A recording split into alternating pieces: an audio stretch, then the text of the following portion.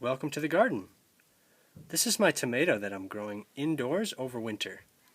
And I took this from a cutting in November, and I had it in some moist soil for a few weeks, and then I planted it out in its own pot. And I know it's really taken root because we have new growth, we have fresh top growth, and we even have a flower. So if you were growing this for production to plant out in the garden, you'd probably want to cut this flower off. That way the plant can focus on its green growth and grow nice and tall. But this is just an experiment, and I want to see if I can get some fruit to form over winter. So these are self-pollinating flowers. So you should be able to just give them a little flick, or to make extra sure, you can just brush them with a little paintbrush or a little feather, and that way they'll absolutely be pollinated. So I'm not going to get a lot of fruit. It's really a small plant. So even if I get like one little cherry tomato, I'll be happy. But for production, you would want to grow from seed. A plant this size takes about a month to grow from seed, and then a couple weeks after that, it'll get twice this high. So it's really, really easy to start a new plant from seed. But this is just an experiment, and you really want to keep them warm. Tomatoes really need the heat. If they're cold, they're basically dormant and they're not going to grow very tall. And that's why this one is so short. It's been growing over winter and been really, really cold.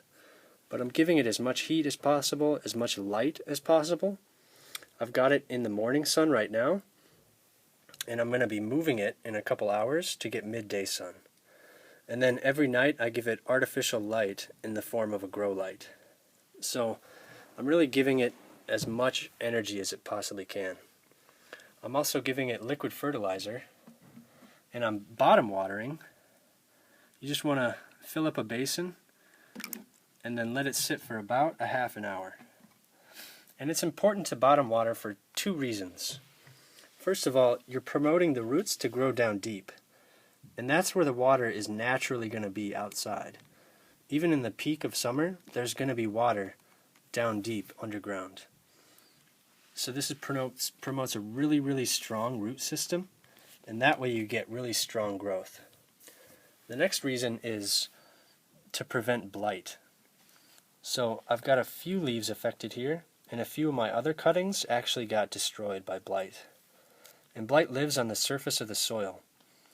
So by watering on the top, you can splash it up underneath the leaves where it lives and it spreads. So by keeping the top dry, we're preventing blight from spreading, and so the bottom watering is really important. But this has been really easy to grow inside. So whether you're taking cuttings from last year's garden or growing from seed, I hope you give this a go, growing tomatoes indoors over winter. Thank you for watching, and I hope to see you next time.